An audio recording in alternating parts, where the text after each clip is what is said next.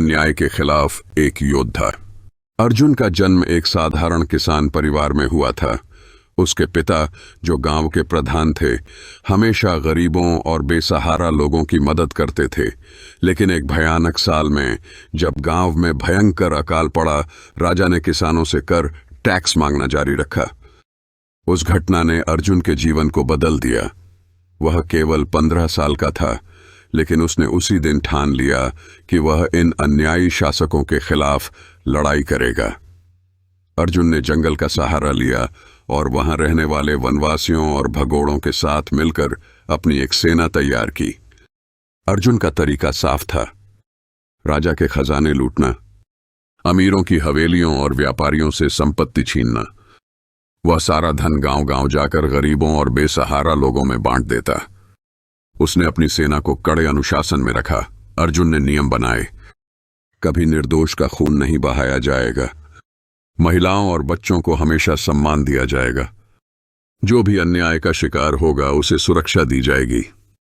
राजा ने अर्जुन को पकड़ने के लिए कई बार सेना भेजी, लेकिन हर बार अर्जुन अपनी चालाकी से बच निकलता। उसकी योजनाएं इतनी कुशल होती कि राजा के सैनिक हमेशा मात खाते। राजा भीमदेव ने आखिरकार तंग आकर अर्जुन को पकड़ने के लिए एक बड़ी योजना बनाई। उसने जंगल में अर्जुन के साथियों में से एक को धन का लालच देकर विश्वासघात करने के लिए मना लिया। उस साथी ने अर्जुन के ठिकाने की जानकारी राजा तक पहुंचा दी। राजा ने अपनी पूरी सेना के साथ जंगल को घेर लिया। अर्जुन और उसकी सेना के लिए यह अब तक की सबसे बड़ी चुनौती थी, लेकिन अर्जुन ने हार मानने से इनकार कर दिया। उसने अपने साथियों से कहा, आज हम सिर्फ अपने लिए नहीं, उन गरीबों के लिए लड़ेंगे जिनके पास कोई और सहारा नहीं है। अगर हमें मरना भी पड़े तो यह बलिदान न्याय के लिए होगा। जंगल में भयंकर युद्ध हुआ। अर्जुन और उसके साथियों ने अपने कम संसाधनों के बावजूद राजा की विशाल सेना को कड़ी टक्कर दी। अर्जुन की रणनीतियों ने कई सैनिकों को चौंका दिया। लड़ाई के बीच अर्जुन ने राजा भीमदेव का सामना किया। तलवारों की गूंज जंगल में गूंज उठी। अर्जुन ने अपनी तेज बुद्धि और ताकत से राजा को परास्त किया।